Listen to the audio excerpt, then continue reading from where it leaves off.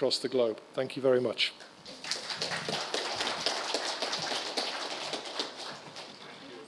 Thank you, John. You can see that, I mean, the very good insights actually, starting from how to get the newer molecules to using the clinical trial data, to regulation, to how you use the data and then the front lines, when you're meeting doctors. So I think pretty well covered, in terms of how AI is impacting different functions within the organization. So thank you so much. Next, I'd like to invite our speaker, Naveen, who's MD of Amgen India and a pretty long-standing leader in the world of pharma. And he's been a leader. He's been leading Novartis in India for many, many years. So, podium is all yours. Thank you, and good morning, everybody. Really pleased to be in Bangalore. I've lived here for a long time. I love this city. And of course, if there's any city in India that is the center for AI, it is Bangalore. So really nice to be here. Amgen India. Amgen has 3-letter abbreviations for most locations. So AIN is what Amgen India is called. And I jokingly say it's AI at India that we are here to do. So just quickly, Amgen has been around for about 40 years, has pioneered the biotechnology industry, and now operates in around 100 countries around the world, serving about 15 million patients. So Amgen is all about two things. One is biotech, and the other one is human data, which is why the whole revolution on AI is very exciting for Amgen. This is the time in our organization we refer to as the hinge moment, where biology and biotech are meeting technology. And this is what we see as a once-in-a-lifetime opportunity to transform healthcare and to discover the many new undiscovered medicines out there for patients. For instance, as a result of this, Amgen has been anticipating this and preparing for over a decade. The most recent change we made, for example, is our technology leader is also responsible for medical in the company. So we've converged these two organizations in order to really harness the benefits of this coming together. We've all heard of Moore's Law, particularly the group here, of course. And it's really interesting to see that the large language models around us are getting better by 100 times every year. Forget about technology, kind of doubling in 2 years. So in 2 years, that actually means we are going to be better by 10,000 times. This is the world we are living in today. It's not possible to escape, but it's also, and you can hear from John, it's very exciting for the health innovative medicines industry, because this presents a lot of possibilities. Artificial intelligence, we see, has potential to use across the whole chain of life cycle of innovative medicines. I'll talk about a few examples that are already at play. One is, even as John mentioned, even before we get on a trial, right in the lab, we are already seeing AI help with developing molecules. What would just take the example of, say, molecular engineering, viscosity as an example. Viscosity is an attribute of a molecule, and we have to produce this in a very narrow range in order to ensure that a patient can inject themselves every few weeks of this drug. Earlier, it used to take several months of trial and error in a lab to determine the right molecules that have this viscosity. This was even till about 2 years back. But today, using machine learning, we are able to eliminate hundreds of molecules that don't hit the viscosity range. And you can see it's over 80% accurate. And this number is only going to get better and better, but it's already a solid use case for us to use ML to find the right molecules Um, Human data, as I said, Amgen is probably one of the largest um, owners of genetic data.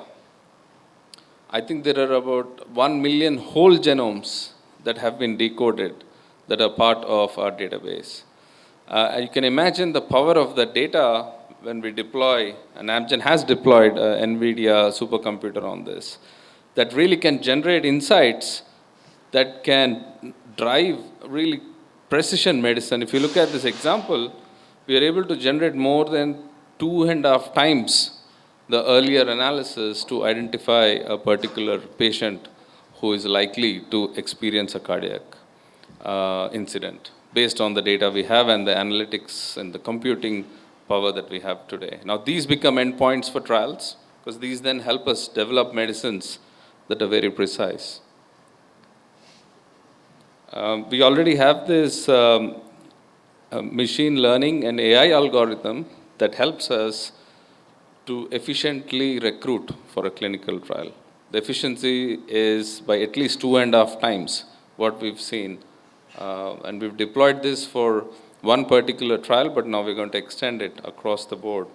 So use of AI for narrowing down patient population, for understanding the characteristics, and for targeting patient population for trials is a fantastic use case in use as well. And John mentioned a lot on content generation as well. This is almost a live use case that India is also playing a part already. We are able to generate what would take months, a dossier in minutes, including queries, etc. So the power of Gen AI is already here to really help us produce the right information that is needed for us to register medicines. So several examples are there that make this a really exciting time for the pharmaceutical industry, right? Success rates have been pretty tough in this space. Innovative medicine success rate, you could say, was about 5-7%. So I think with the use of AI, we should be able to see a higher success rate for sure. It takes 10 to 14 years from ideation to actually having a medicine in patient's hand. And we are on a path to reduce it by 50% with the use of technologies such as AI. Was there a better use case for AI than saving and extending lives? I don't think so. So I think we are right in the middle of this space where we have this massive data, we have technologies, and we have the need or the use cases for us to put this in place. So thank you. That's a quick look at opportunities of AI in our industry. Happy to take any questions later on. Thank you. Thank you, Naveen. As you can see that, AI is already real in different functions within organizations. We had chance to hear two leaders from the pharma world, from one of the largest, both are the top, one of the top 10 companies of the world. And, they talk about molecular discovery, I think, which is a pretty interesting area. And I just want to narrate a small story on when we visited one of the startups. There are many startups actually in this area in India now, and many in Bangalore. And you'll get a chance to meet some of those people also. There is one startup we visited, Sravati AI, which is in electronics, near Electronic City. And we visited their labs, how they do the drug research, how they use AI, and how they are having some molecules in the pipeline already. So I think that's one area that has been pretty exciting for me personally and for us as an organization, and we're trying to see how do we promote that. And we'll look forward to your guidance on how do we promote these things in India and integrate with the rest of the world, because India's infra and standing in the world for research is not, we stay still new on that. So how do we take it to next level is something, a guidance that we look from both of you. And with that, I think let's go to from pharma to the medtech side of things, right? So we have Phanindra from GE Healthcare. I don't know how many of you know GE Healthcare was one of the first campuses, is that right, in India to have set up this thing in Whitefield, a very large campus, John Welch campus, John W. Welch campus in Whitefield, where they did a lot of research on avionics, healthcare, and many other areas. So they have been sort of the first of the trailblazers here, and let's hear from you, Phanindra. Podium is yours. Thank you. Good morning, everybody. My name is Phanindra Mothi. The spelling here is a little wrong on the Mothi. That's because probably they did not use AI to search my name. Okay, so that's how much AI has come into our lives these days. And I'm here to represent GE Healthcare. I think most of you know about GE Healthcare. For most of you who don't know, for some of you, GE Healthcare is a $20 billion global conglomerate which deals with healthcare equipment across 180 countries globally. We have a huge design center, as Sir said, that is completely having all the abilities to drive and develop and design medical products for the world. Sometimes we call it as a mini GE Healthcare that we develop here. So though it's a US-based company, in India we have close to 3,000 plus engineers doing R&D, developing products, and also huge manufacturing facilities that we have here. So it's a very global center where we can work with each other and learn from each other. So it's a beautiful space, and it develops us as engineers globally. Now, coming to AI and healthcare, GE Healthcare has started an innovation AI campaign in October last year, where our Taha, who is our CTO, started this AI lab in Chicago, and a lot of that engineering and a lot of the capabilities here are happening here in Bangalore, okay? And there are many activities that we are doing there, but I want to talk about one thing which will probably touch us and our daily lives. So I come from a division called Maternal and Infant Care. It's a very emotional division which deals with mothers and babies. Can we use AI here? Yes. So let me ask you, do you know something called as a premature baby, right? A lot of preemies that are getting born. If you believe that premature babies can be saved, and we did too globally, do you know what is the smallest premature baby? You know, pregnancy takes around 38 to 40 weeks. What is the smallest premature baby that we were able to save using our equipment? Can you guess how many weeks that baby would have been? How many weeks? Not 5. Sorry. That's too small. 20 weeks. 20 weeks is almost half of the development, still not fully done. But then, there is only a couple of hospitals or there's a couple of doctors who could do it. If that data can be available for others across the globe on what they did and what are the parameters, how they looked at it, and come up with a way in which everybody can save preemies lesser than 20 weeks, isn't it great? Is it not what we all want? Right? So imagine that. So now what we are doing in our division, just to bring that is, we are coming up with an AI called Fetal Heart Rate AI. When the baby is in the womb, the only way you can measure its health is on two parameters. One is the heart rate of the baby and the uterine contractions of the mom. These are the only two parameters. Because the baby is inside, you cannot measure using a thermometer or what is happening to the baby. Now, using these parameters, what we did is, we did an analysis with 30 doctors in US, different hospitals across US, and asked them, hey, if you have the heart rate this way and the contraction this way, what do you analyze from this? We have like 10 to 15 different varieties of answers from the different doctors across. Then how do you standardize this?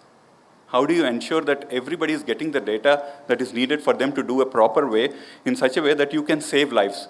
And I joke with my team is, this is the only place where you can save more than one life, because it can be a twin, it can be a triplet, and the mother, right? Where else can you boast of that? If that is the true case where you can save so many lives, then you need to know that data that is needed to make that prediction better.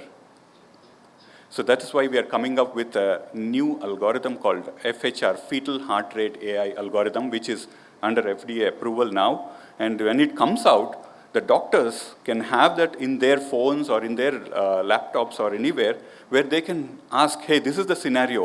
What would most doctors do in this case? Just click, you will get the answer. And imagine that being a tool in many other developing countries where they don't even understand fetal parameters and all of that. Imagine that. You are now equivalent to a premier doctor in US and a third party or a third village or a developing village in Africa. It will be the similar kind of data that is in their hands. Isn't it huge for all of us? How many babies can we save? How many moms can we save? So I'm just giving you that example as simple as that to get us back to our homes and our own families, how AI can help. Beyond this, there are many things that we are doing in healthcare for a small thing like not only in product development, but as and John and Naveen already told about it, even a simple thing like a complaint coding. Like let's say we are getting complaints from across the globe, and how do we want to do an analysis of what kind of analogies we are seeing across the globe?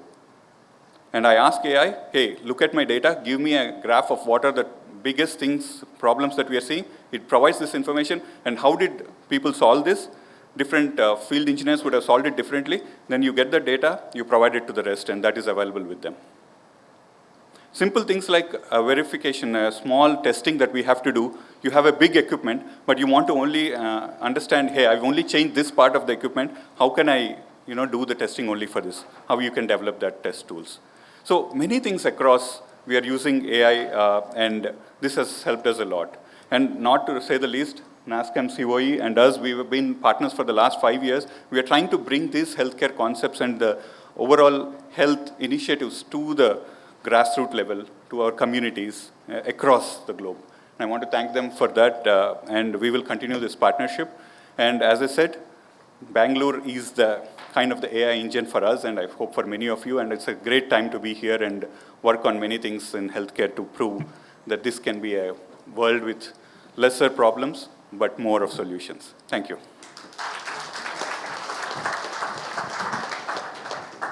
Thank you, Phanindra. One thing about this domain, I come from a technology background. One thing about this domain is when you go home, end of the day after having worked, probably long hours, you have a satisfaction you're doing something to impact lives in a real sense, right? When you think about it, how do you save lives of the premature babies or coming out with some new drug or bringing drugs to the level where people need it. India is a place where you can actually see the impact. So that's what's interesting about this. And GE, as I said, is one of the earlier ones to be in India, and I don't know those who you don't know, they were first one to produce X-ray machines here. Still doing it? Yeah. So one of the first ones I know to have set up a factory here in Whitefield with Wipro. So great. Thank you so much, Phanindra. And now, let me introduce you to another tall leader from the world of medtech who's seen it all and done different things. As I was telling you earlier, now, we talked about premature babies, and now let's talk about the renal health. And when I saw his lab there, I could not believe a small part in your body and 10,000 or 20,000 square feet of lab just to see the monitor things, not even do the complete R&D, right? And how much effort goes into keeping your renal health. And now he's on to newer things. So let's hear from you. Good having you here, Anil, and podium is yours. Sure. Thanks, Sanjeev. Good morning, all. This is Anil. I lead the R&D for Baxter in India. Such a wonderful gathering here, and I think we are at a very pivotal point, from an artificial intelligence. I think we've evolved through humanities where humans, we had arts, literature. We had all those things. And then the second phase of growth was science, which gave us precision. And actually, when I reflect on what's happening with this one paper that got published in 2017, I think we are at that, we call it the third culture, right? Which is more about how does humanities, what we've learned through language and science come together to save a life. I think it makes the entire age that we are in a human system that we're going to build, right? It's a very pivotal point of technology that we are in. So as Baxter, If you see, maybe unlike many companies, either they are diagnostic companies or therapeutical companies, but we actually operate on both sides of the spectrum, which makes it very unique. Because right from diagnosis like cardiology, respiratory, we've got vision, we've got patient monitoring, to we own the operating rooms where the surgeries happen. So we can actually, we have got 4K cameras in the surgical room that is recording all the surgeries. So we know we can do a lot more with that. And then we've got the ICU beds on which people, lie wherever you are in the hospital. So we treat them as surfaces. And then we've got infusion pumps that actually are the last mile delivery of saving any patient in critical care. And then to add to that, we've got nutritional products because the person is in an ICU for a long time.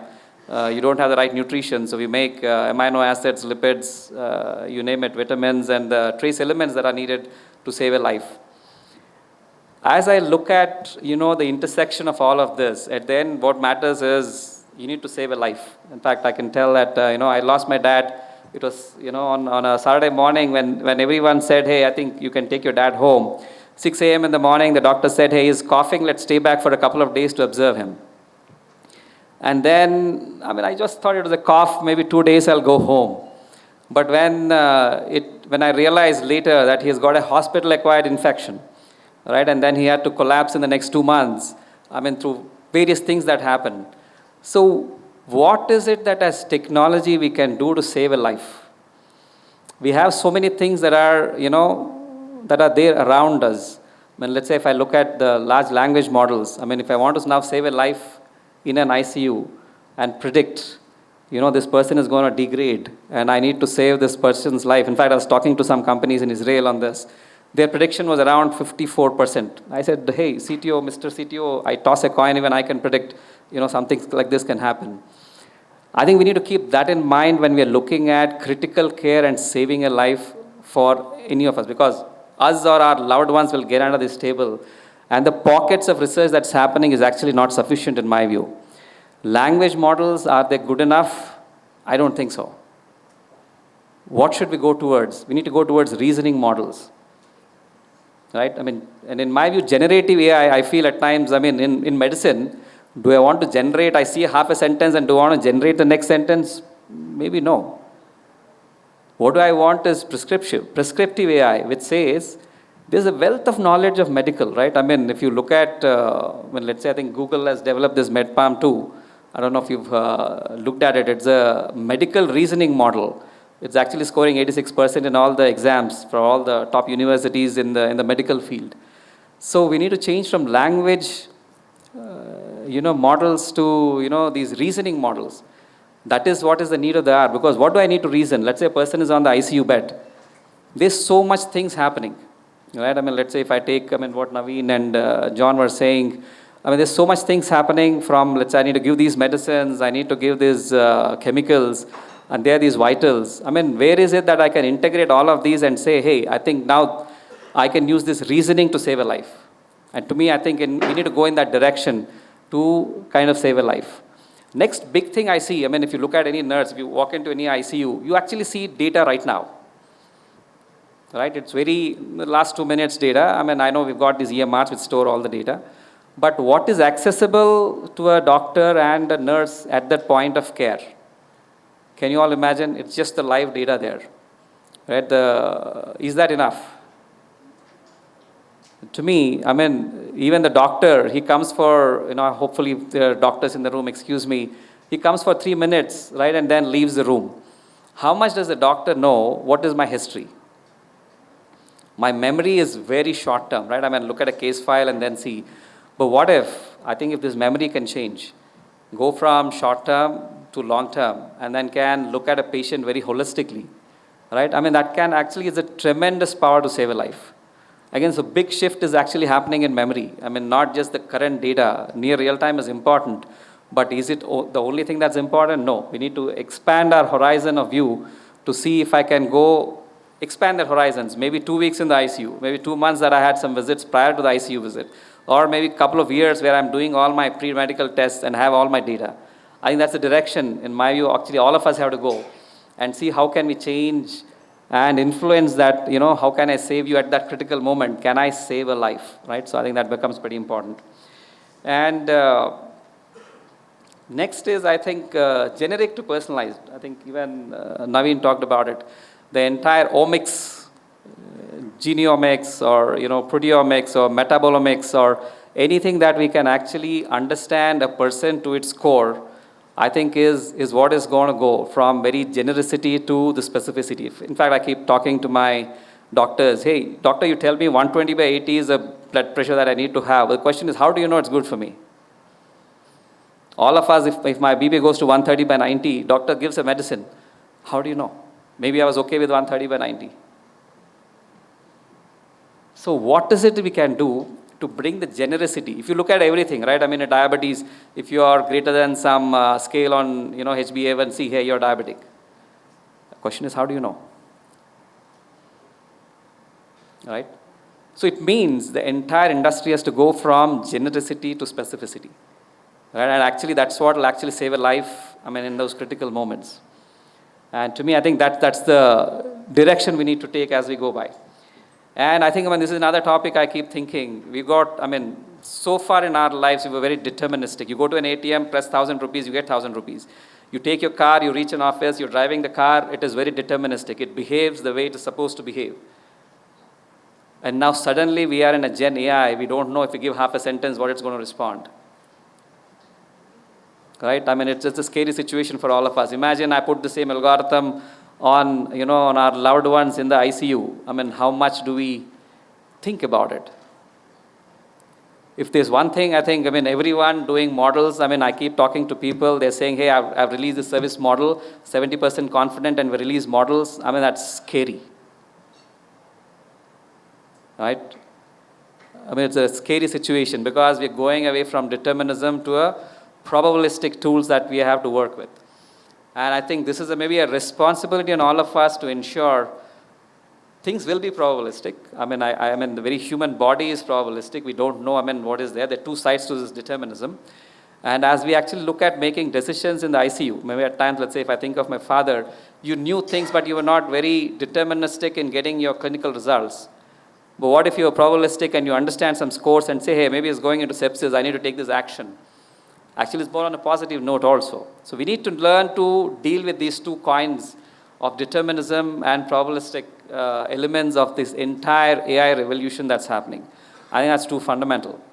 And maybe it's a responsibility we carry that we validate or verify whatever is happening on both the sides. But I think this is a very new piece for us to all learn to, deal with. And this is a huge trend that's changing. And we're also looking at, when we look at critical and connected care, how do we kind of leverage these technologies, to provide those insights. Yeah. Maybe one big thing that I keep looking at, if you go into an ICU, you see a lot of information, right? You see dashboards. All of us as diagnostic equipments, we give a lot of information. At times, I keep thinking about the word information. If you split it into two words, right? Information. Something still not yet formed. And I see this entire computer science industry, the way they, looked at information sciences, and we do a lot of deal about it. But we missed, I think, the core of something's information. This is not complete yet. That's the very word it's saying. So what do we want? We actually missed using the word semantics, which is meaning. We got petabytes of data, but we miss the meaning at the bedside for a nurse to act on. I think that's a huge shift that needs to happen, which each of us are actually thinking, but maybe, in fact, I look at software architectures, I talk to the teams and say, hey, you got this data, you got lake houses, you got Amazon, all of this, but where is meaning in this architecture?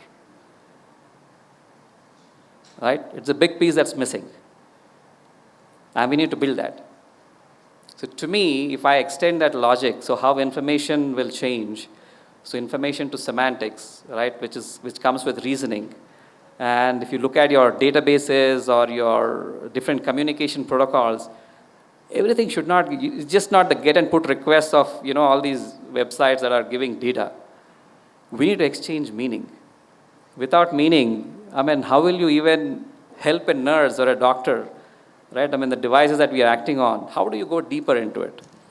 I think that's a critical problem we need to solve for. And now with that, when we look at this semantics now, and if you want to associate all of this together, right, to create a larger system, I mean, there's so much, hence all the technologies that need to change, right? So, and it's a huge responsibility. And typically, I think, I mean, there's a lot of work happening on, I mean, diagnostics, there's a lot of algorithms being built, but as Baxter, I sit at the edge of critical care. And this is an area that needs a lot of focus and needs a lot of collaboration, actually, right? Maybe by all the people sitting in this room, right, and seeing how can we bring data together to enable and solve that life, solve for that, you know, saving a life, yeah?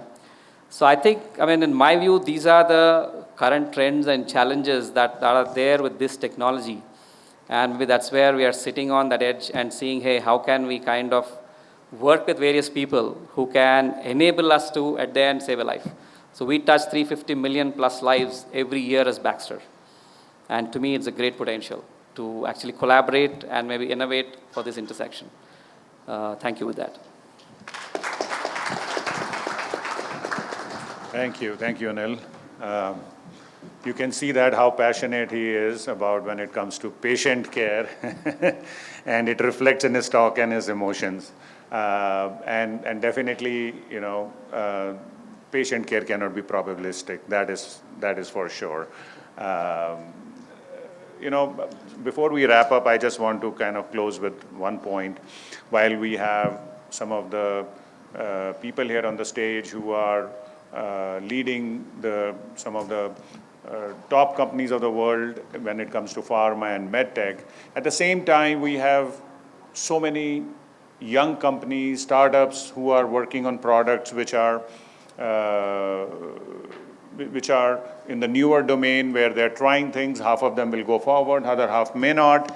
But I think what we want to do is the objective that we have for us as a center or as an ecosystem that we have created or the partners we work with is how do we take this whole innovation ecosystem up? And that's where I would like to bring more collaboration between leaders like you, because you bring the domain knowledge which some of us may not have, and that's what will make things grow. And with that note, I would like to invite all of you to kind of take advantage of their presence here, spend some time with them.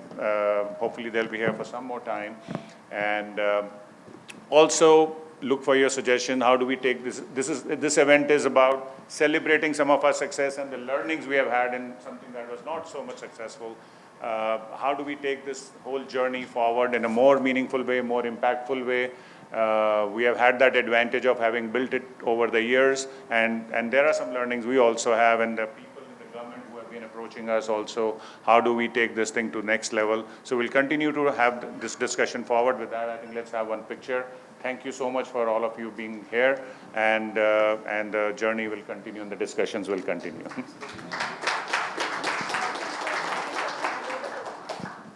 Oh, I thought we didn't have that. Thank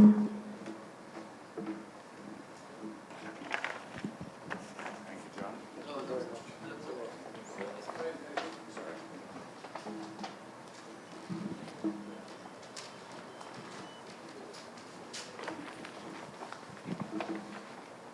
Thank you, Naveen. Thank you. Good to see you.